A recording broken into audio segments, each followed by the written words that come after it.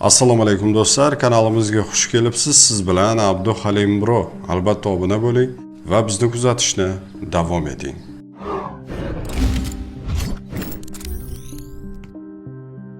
Insonlar yillar davomida o'zini bu sayyoraning xo'jayini deb o'ylaydi. Aslida shunaqami yoki yo'qmi? Oxirgi paytda odamlar o'zicha o'z boshimcha bo'lib ketyapti. Xohlagan narsasini portlatadi, xohlagan joyida daraxtlarni kesib tashlaydi va qurilishlar qiladi. Tabiatni ham o'zlariga ma'qul bo'lgandek o'zgartirmoqchi bo'lishadi. Odamlarning nafsi mana shunday boshlariga ba'zan balolar yog'diradi. Ha.喂喂喂拿几个你，五点，喂喂喂啊！五点，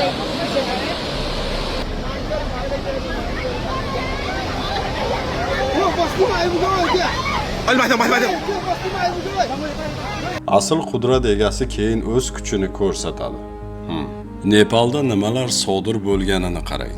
Ertalab Tibet chegarasi yaqinidagi vodiyda to'satdan ulkan suv oqimi paydo bo'lgan. 大车的吧？我天，干嘛的？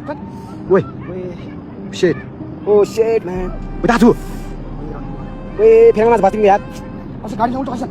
Suv bilan birga loy toshlar ham aralashib, katta dahshatli vayronkor oqimga aylangan o'rtoqlar. Eng hayratlanarlisi bilasizmi nima? Oldindan odamlarda suv toshqini haqida ogohlantiruvchi kuchli yomg'ir deyarli kuzatilmagan. Hozir asosiy taxminlardan biriga ko'ra, toshlar va muz boshqa aralashmalar katta ko'chki shaklida qulab, daryoni to'sib qo'ygan. Natijada esa tabiiy to'g'on hosil bo'lgan. Keyinchalik esa bu to'g'on asosida suvga to'lib, yorilib ketgan. Shundan so'ng esa suv yo'lida uchragan hamma narsani, uylar, mashinalar, ko'priklar, yo'llar, elektr stansiyalar va albatta odamlarni ham oqizib ketgan. Nepal va Xitoy chegarasida yuz bergan dahshatli suv toshqini oqibatida halok bo'lganlar soni 95 nafardan oshdi. Yana qariyb 400 kishi bedarak yo'qolganlar ro'yxatida. Ular orasida 300 ga yaqin xorijiy sayyoh, jumladan hozircha aloqasi uzilgan 4 nafar Rossiya fuqarosi ham bor. Suv toshqini Nepalning shimoliy hududida ertalab boshlangan. Dastlabki ma'lumotlarga ko'ra, tabiiy ofat zilzila sabab yuzaga kelgan muz va tosh ko'chkisi oqibatida sodir bo'lgani aytilmoqda. Hozir men sizga qo'yib beradigan kadrlarimni butun boshli bir binoni bir necha soniya ichida kuchli oqim ichida qolib ketganini ko'rishingiz mumkin. Hurmatli do'stlar, har doimgidek barcha videolar Abduhalim Bro kanalida. Marhamat, birgalikda ko'ramiz.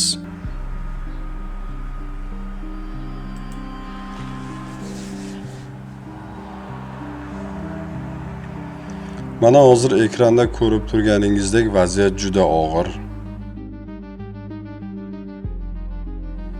Tabiatning bu kutilmagan hodisasi bir zumda katta vayrongarchiliklarni keltirib chiqargan. Vayrongarchilik mayli odamlar hayoti,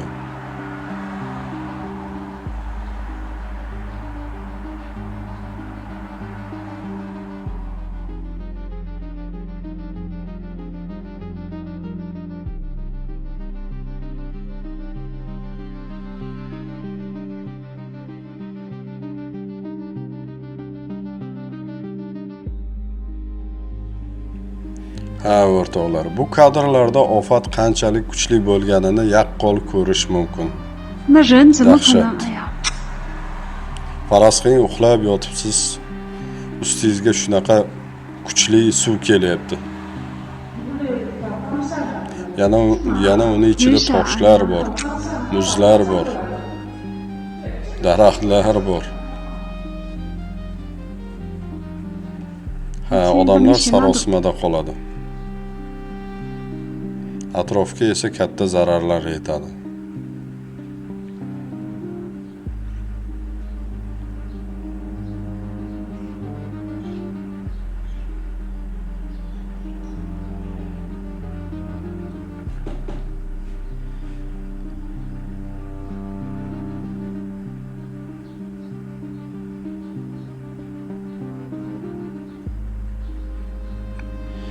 Ha, bo'layotgan vaziyatni diqqat bilan kuzatsangiz, 人傻。 odamzodni qanchalik ojiz ekanligini ko'rishingiz mumkin.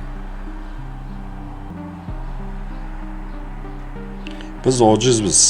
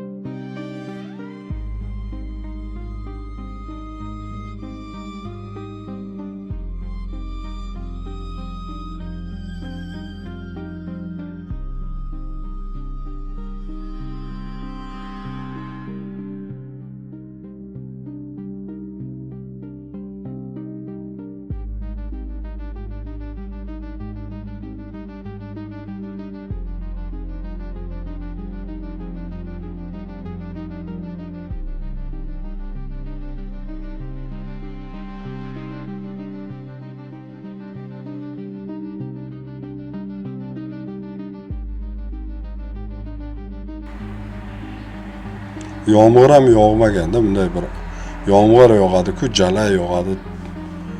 Qattiq yomg'ir yog'sa baribir sezasiz-ku, ha, qattiq yomg'ir yog'di, sel kelishi mumkin deysiz-ku baribir. Unaqa ham bo'lmaganda. Allohning qudratini qarang.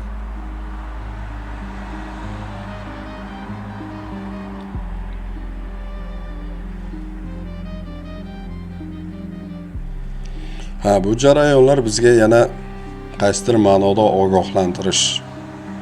Ogoh bo'linglar, nafsingizni quli bo'lmang, nafsingizga ergashmang degan ma'nolarni beradi. Siz qilayotgan ishlar, siz qurayotgan narsalar, siz manzurman deb qilayotgan hamma ishlar bir deganda yo'q bo'lib ketishi mumkin degan ma'nolarni ham beradi. O'rtoqlar, nima deb o'ylaysiz? O'z fikringizni kommentda yozib qoldiring.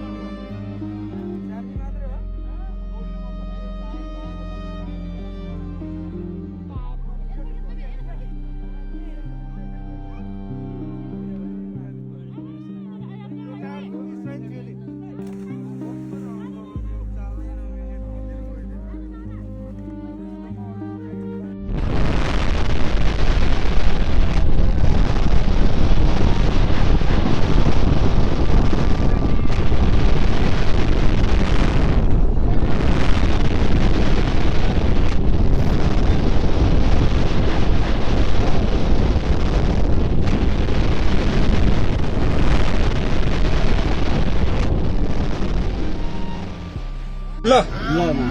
Lo. Lo no भन्ने परारी के भने हैन त यत्रादी लान्दा भनेर कोही भने मान्दैन सेकेन्डमै ल यार मैले भने नि वाटारतिर फोन गर्दिउँ के फोन गरौँ है अनिललाई फोन हान्न फोन मेरो ब्यालेन्स सिट्यो भने पैसा छैन सिट्यो ल अहिले ल अहिले खोलो तुरुन्तै माथि उठ्ने यार ल यो त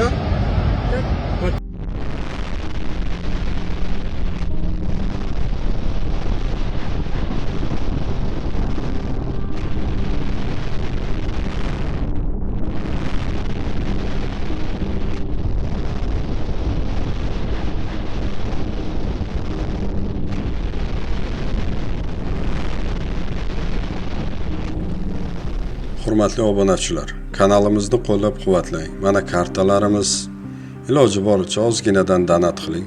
O'z yordamingizni ayamang. Homiy bo'ling. 3000, 4000, 5000 so'm hech kimni o'ldirmaydi. Yana himmatingiz.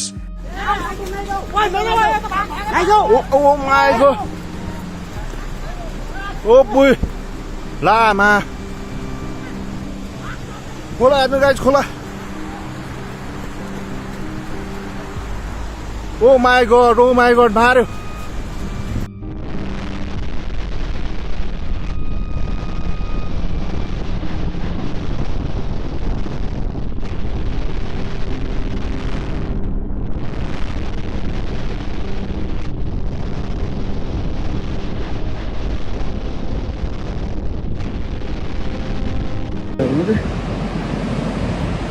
মহাদন্ড सिलेंडर है तो 3टा वापस को वाला 3टा 4टा कति सिरियल चार पाँच बाह्र Hurmatli do'stlar, tabiatni asrang, o'zingizni ehtiyot qiling. Kanalga obuna bo'ling, voqealarni birgalikda kuzatib boramiz.